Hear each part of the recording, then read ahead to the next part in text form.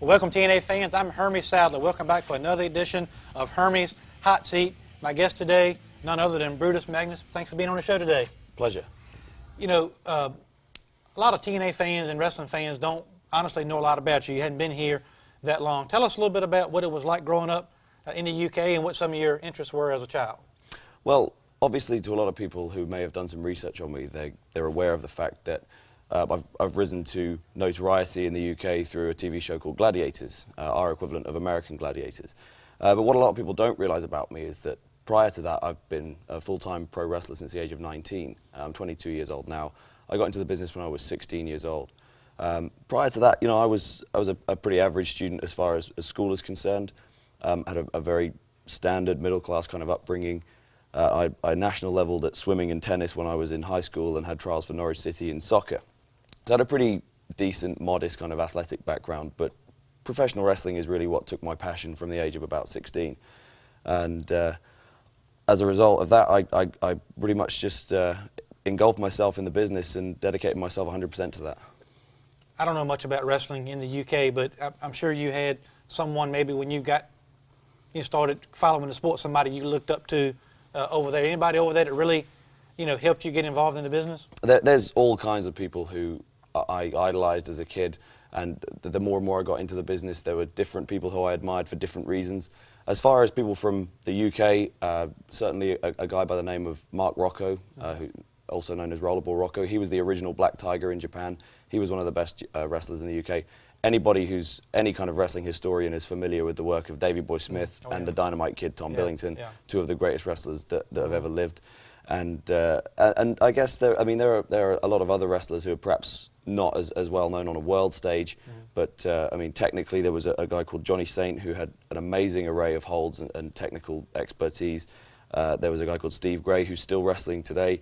Robbie Brookside later on, and Doug Williams, who is actually, you know, really my mentor and who sort of got me into the business when I was young. And wrestling's big over there. I know TNA has been over there a couple of tours, and you know the fans are just as passionate, if not more so, in the UK than you are here in the United States. The market is really, really hot at the moment in the UK especially, and in Europe, and it's a great thing that TNA is capitalizing on that. Do you remember, tell us a little bit about your first professional wrestling match? I know you went through training and all that, but do you remember the first time you went through the curtain in front of a live crowd? Tell me what you remember about that. Yeah, my very first match was actually in a town called Hunstanton, which is about 9 miles from where I live, and it was very, very strange because I went to high school there, and it was in a town hall that had maybe 100 people there, but to me it felt like big time, you know, and I just I remember just being completely, you know, flabbergasted at how sort of nervous I was, and you know, but I went through it, and from what I remember of it, it went okay. Now, you've also done a little bit of acting too. I was reading about some of your work in the acting field. Tell us a little bit about some of the other stuff you've done outside of that. Yeah, my first part really came about by chance. I was wrestling full time for All Star Wrestling in the UK, which is the sort of biggest promotion in Europe, and a casting brief came through, and I just happened to be off the road at the time, which was lucky because when we were working 5 days a week. A casting brief came through for a part called The Judge in a show called the Thunderdome Games. It was basically the leader of a kind of rebel underground motorcycle gang. The part said, in brackets, you know, may suit professional wrestler, because they said they wanted someone who was tall, who could speak, who had a look about them of who was large but sort of athletic. So I thought, you know, okay, I'm just going to go for this. Realizing that I wasn't exactly your typical kind of motorcycle leader-looking guy, I just kind of put myself forward and said, okay, I'm willing to do what I need to do in terms of look and everything like that. So in the end, I met with the director, who was actually, you know, appreciated professional wrestling, which is unusual for a lot of people in performing arts. But he looked at me and said, yeah, okay, you know, the part's yours. But I had to shave a mohawk into my hair and a goatee, and they drew some tattoos on me and stuff like that. But it was really, really great fun. And just recently, I've been working in pantomime. It's a difficult concept to explain to Americans. But pantomime is a huge tradition in theatre in the UK, and it's a very, very big business. Over the Christmas period, they basically kind of slapstick adult representations of nursery rhymes or fairy tales, I guess. And this year I was in Snow White and the Seven Dwarfs playing the henchman, the evil queen's henchman. But it's a great thing, and for professional wrestlers, it's a really easy transition because it's very fan interactive and it's very much about the whole experience. And you would think that having experience in some of the different fields certainly has got to help you in the ring, because professional wrestling here in TNA, it's about being athletic, but it's also being connecting with the fans and having that, I think a diverse background certainly will help you with that. Yeah, I feel like that, and I feel like the more strings I have to my bow, the more I'm going to have to offer to any stage. So it's definitely why I'm into it. And how did you come in contact with TNA? Tell us a little bit about how you were discovered, or how that came about as far as you coming to TNA.